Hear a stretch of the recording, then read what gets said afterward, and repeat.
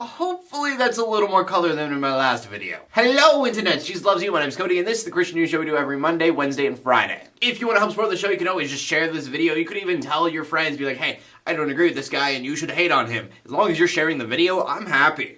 And then there are also other ways to do so in the description below. But that brings us to the first story of the day, and the first story of the day doesn't really have any Christian relevance, but I think it is important nonetheless. You may or may not have heard of them. They have 6.3 million followers on Twitter, one of them being me. Well, it turns out that UBERFACTS really isn't all that factual, which I personally have known for a while now. If you follow me on Instagram, you know this because I stuck headphones up my nose, and it turns out that doesn't make your mouth an instant speaker. But UBERFACTS told me to do it.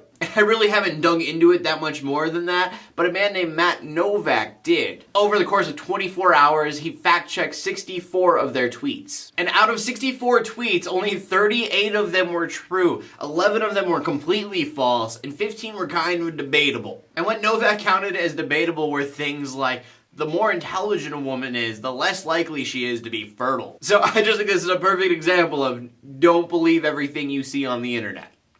Except for this show. You could totally believe this show. And from that we move on to another story. We just talked about SXSW not too long ago, but it was positive things, and today not so much. And if you don't know what SXSW is, it's this really big convention. They focus on music, film, and then interactivity. And so as you can guess, if there's going to be music, there's going to be concerts. Well, completely unrelated to this convention, there was this drunk driver, and he was trying to get away from one of those DUI checkpoints. And in doing so, this driver ran through a barricade and into a crowd of one of those concerts, immediately killing 2 people, putting 23 other people in the hospital, 5 of them in critical condition. Though I have heard that 15 of those 23 have been released from the hospital, and I'm filming this a day in advance. And it just blows my mind that something so stupid killed and injured so many people. So first of all, my prayers are out to everybody who is being affected by this. And then second of all, do not ever drink and drive. And you might be thinking, if I drink and drove, this would never happen to me. You never know. I'm sure it wasn't this guy's intent to drive his car into a concert crowd, but that is something that he is now going to have to live with for the rest of his life. It's really hard for me sometimes to look at it because I realize that, like, you need to have bad things to appreciate the good things, just like you need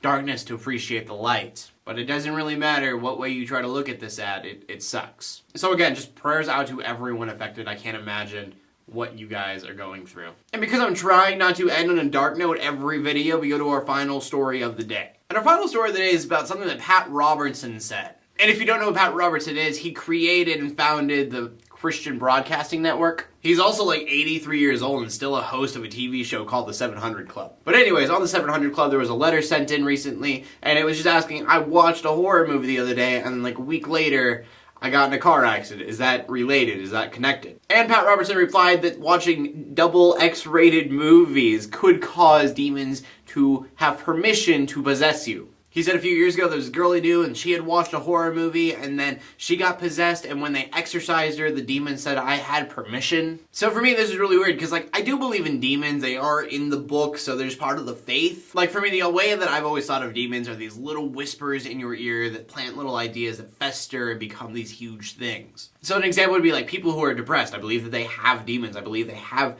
things that they hear, these little whispers that tell them that, you know, there is no hope and all these terrible things that make them depressed. Things like nobody cares about you, nobody loves you, you're worthless, things like that. And I don't think we've ever talked about demons on this show, but I've never thought of like actual literal possessions just because I've never been around someone who was actually possessed or something to really kind of analyze it for myself. Like, I've seen people be drunk in the Holy Spirit and they like seizure on the floor or start speaking in tongues and stuff, and I definitely don't believe that's legit. So that's my question to you guys. Do you believe in demons at all? And if you do, what do you believe is the extent of their power, I guess? And if you're like an atheist or you don't believe in demons at all, do you believe in any kind of paranormal activity like ghosts or something? I really want to know what you guys have to say about this, so please leave a comment in the comment section below with your answer. And if you don't want to comment on that, you can comment on anything that I talked about today. My name is Cody. I'm bringing you Christian news in a not so boring kind of way every Monday, Wednesday, and Friday.